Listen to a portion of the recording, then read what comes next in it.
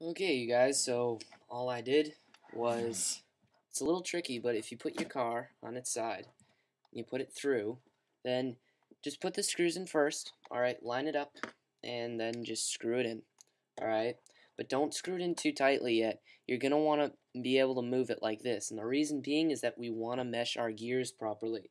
And how you're going to do this is, if I could find a piece of paper, should have been prepared.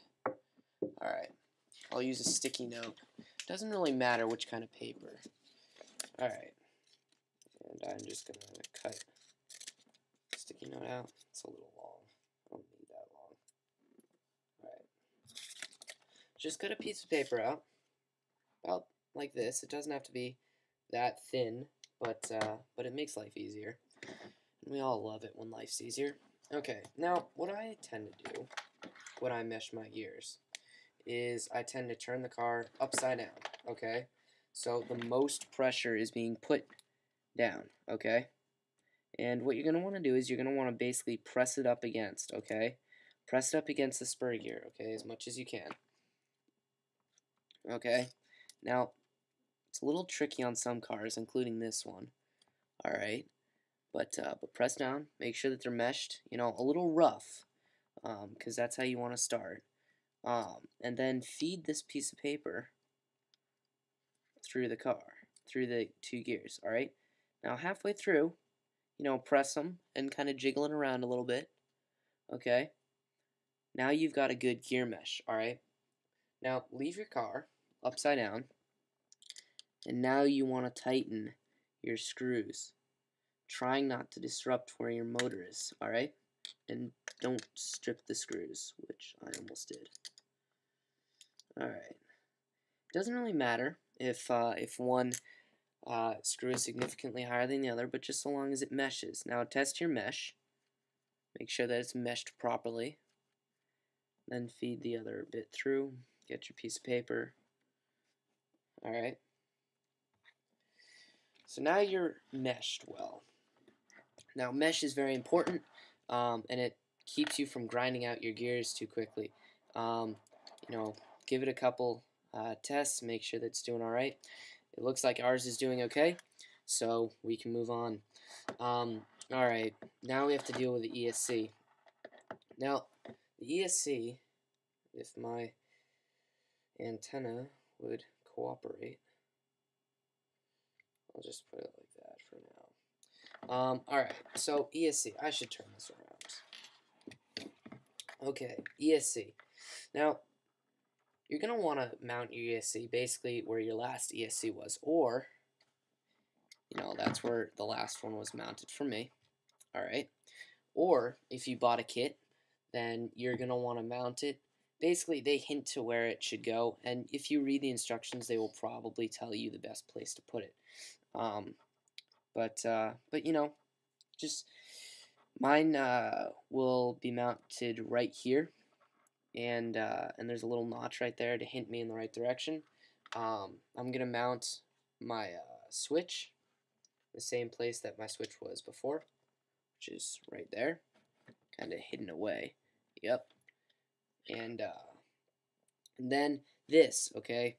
This, you guys, goes to the servo. This is how the ESC knows to tell the motor to go, okay? Now, you're given three things on your servo. Now, I have a 2-channel servo. Okay, so I have channel 1, which goes to the steering servo, channel 2, which goes to the throttle. Okay, so you're going to want to put it in channel 2 if you have a stock HPI thing, and then you have one that says battery. Don't put anything in that. That's for if you have a fan of some sort or anything, but you don't have to deal with that if you have this kind of system.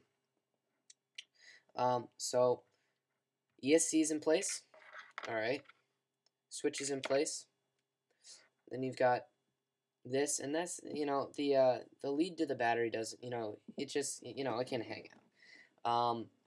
Alright, so now you guys, now you're saying, wait, but my ESC is going to flop around everywhere. Well, it's not, and here's my suggestion for adhesives. These are basically, mounting squares that you would use to mount a poster. And I find that they work really well in mounting ESCs and servos and stuff on to your car. So all you got to do is you just got to take a little bit. It comes in a roll, or you can get it in these squares. And then figure out, look at the bottom of your ESC. Got a nice little picture on the bottom. Too bad nobody will ever see it. It's a little tricky at first, you guys. But just get your fingernail under there. And there we go. Alright. Try not to gunk it up too much either, you guys. Gunked up isn't fun. Alright, so I got one. But I'm still not... I want a little bit more surface. So I'm going to kind of roll out a little bit of this. Just taking... Alright. Now I got a good piece. Just going to cut off a little bit. And I'm going to mount it again. See, this is why it's cool to have both a one of those circle things, one of the rolls, and one of the squares, because you can really cover almost any area that you want. Now, try not to take like 5 tries at this, you guys. Just try and line it up, and then just press it down, give it a little shake a little bit. Just kind of get it nice and situated. There you go. First thing's done. Now, I'm making sure that I have space for my battery, and it looks like I do.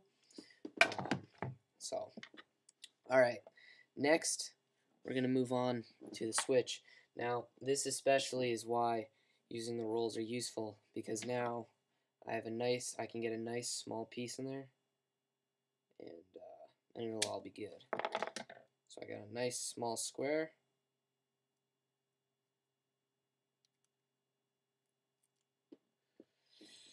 I'm going to mount it onto my switch. Now, keeping in mind, I really don't want to mount this upside down, because then it just gets confusing. So I'm going to mount it like that. And then I'm just going to mount it like this. Alright. So now everything's mounted. And this stuff works really well. I suggest getting a lot of it, because it's really cheap, you guys, and it really helps. Just with any sort of needs. Alright.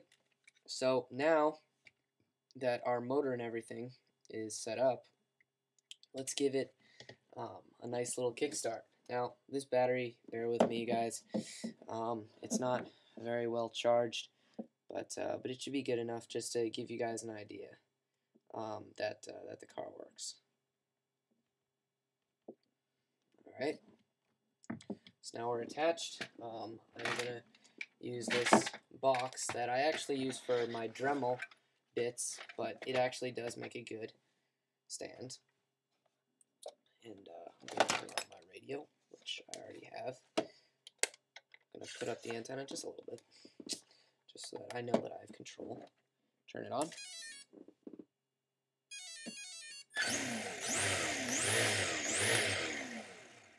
See, you guys, so we've gone from just a kit to a motor. See? Alright. Thanks, you guys, for watching. Post, comment, subscribe, and give me ideas for new videos. I'd really like to help the electric side of this hobby. Thanks, guys. And again, comment, rate, subscribe, and have a nice day.